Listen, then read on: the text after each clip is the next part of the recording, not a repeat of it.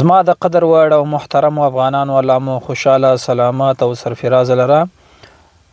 د بیغیرتی خبره دا ده چې 1.5 میلیارد مسلمانان چې په دنیا کې شتون لري او د خپل الهي کلام څخه دفاع نشي کولای، ځان سره ټمبمونه لري او ټمبمونه ساتلي دي، ځان سره قوي قواوی لري، ناټو کې مداخلت کړي او زموږ د افغانانو په مقابل کې راغلل ته وجنګېدل، وختونه تیر کړل او همدارنګه د کفارو سره ملاتړ کو زموږ ملک په راړنګ کړلو.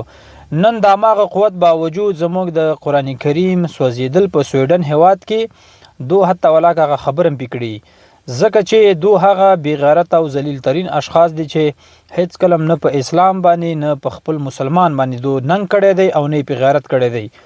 افغانان هغه مظلوم ملت دی چې په دې 40 کلونو کې د سخت امپراتورانو سره دو ټکر کړي دي او سخت امپراتوران دلته مات کړي دي. افغانان هم داسې شوي دي چې دو کې هیڅ د طاقت نه دی پاتې. دا هغه غیرتی ملت دی، قسم په الله چې هم داوس زموږ سره سویډن هواد په څنګ کې وې نو افغانان به د سویډن په خار کې ګرځیدل. ولی افغانان مظلوم دي، دومره وس او طاقت نه لري چې د سویډن هواد ته لاړ شي. ځینې هغه ملکونو باندې غږ کوم چې زموږ د افغانانو د وژلو لپاره په افتخار باندې راغله، نن د هغو په څنګ کې پراته دي، حتی هغه غږ هم ورته نشي کولی. په ټولو مسلمانانو باندې همدارنګه په خپل افغانانو باندې غږ کوم چې الله رب العزت تاسو په خپل امتحانونو کې همیش کامیاب کړي او همیشه تاسو په دین باندې غیرت کړی دی. په دنیا کې هیڅ کم نشته دی. پرې دا خلک چې د مسلمانانو د زلالت لپاره فکر او کار وکړي. الله رب العزت هغه ذات دی چې همیشه د ظالمینو په نیونو کې هیڅ ناتوانه نه دی او همیشه ظالمین کوي نسی. بیا هم په افغانانو باندې غږ کوم، الله رب العزت قوي ذات دی، زه په هغه باندې قوي ایمان لرم چې د خپل الهي کلام دفاع به حتمن کوي او دی خبيث دولتونو ته به داسې ټکان ورکوي چې د دو نسلونه به داسې عمل تکرار نه کړي. په افغانستان یا په نورو ملکونو کې د قران کریم د دفاع په خاطر باندې چې هر ځکه مظاهره کیږي د دوه د اقدام ستایم. ولی ترڅنګ تاسو هر مسلمان باندې لازم ملزم د چې 2 رکعاته نفل منځو کې اعلی رب العزت ته وایي چې موږ مظلوم یو، موږ معاف کا، زموږ د ضمیرونو مړ شوي دي، موږ معاف کا، موږ اټم بم هم لرو، ولې د خپل مسلمان لپاره لرو. هیڅ کله موږ خپل اټم بم او قوت د کافر لپاره نه د استعمال کړي. ولې افغانان مظلوم دي، افغانان د 2 رکعات منځو کې الله رب العزت د سر په سجود چې یا الله موږ هغه مظلوم ملت چې په وسمو نه د پوره چې تر سویډن هواد پر لا شو دي خبيث سره وجنګيږي. ولې دعا وکي الله رب العزت ته، الله هغه قوي ذات د چې داسې فوج لري چې د انسانانو په سترګو باندې نه لیدل کیږي. ولې هغه اشخاص او خلکو ته ټکان ورکون کړي او ټکان به ان شاء الله ورکوي. موږ د الله معاف کی پالا یقینو کوي چې افغانان ډیر مظلوم خلک دي او نن زموږ کلام په سویډن هواد کې سوزول کی، همدارزه اروپا کې او موږ هیڅ نشو کولای.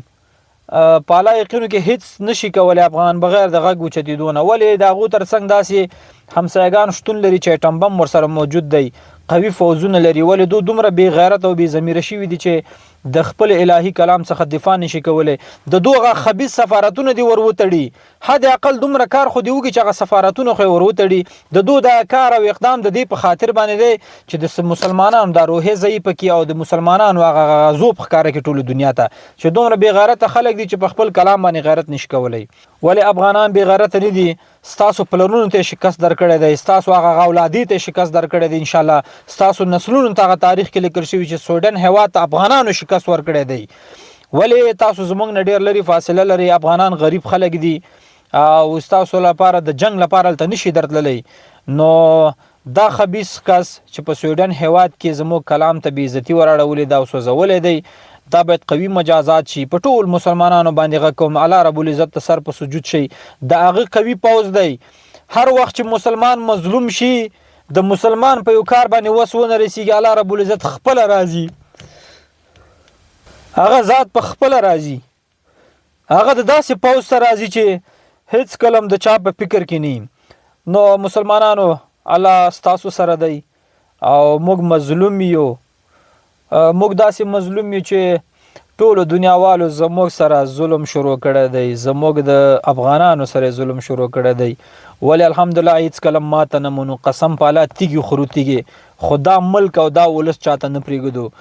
دا زموږ ملک دی او الله رب العزت دا را کړی دی او په دې به دا شرعي نظام قایمیږي. حتی زموږ مسلمانان تیږي هم خوري تیږي وخوري قسم په الله چې د خپل اسلام او د وطن نه ناوړو ځینې هیوادونه دي چې په موږ باندې برق کته کې برق دیم کته کې ولاکه د بر په قصه کې یما پوه شو زموږ افغانان باید د غیرت وکي په خپل باید اقدام وکي د خپل د قوت په خاطر باندې د خپل د وطن د قوت په خاطر باندې غیرت وکي فکر او سوچ وکي همدا قته کې دل د برق همدا سي نور مشکلات دا د افغانان د یووالي په خاطر باندې الله چانس برابر کړی دی او الله رب العزت د دوی د غیرت را پاتوي چې راځي د خپل وطن لپاره کوي کار او مبارزه وکړو الله رب العزت مو خوشاله سلامت او سرفراز لره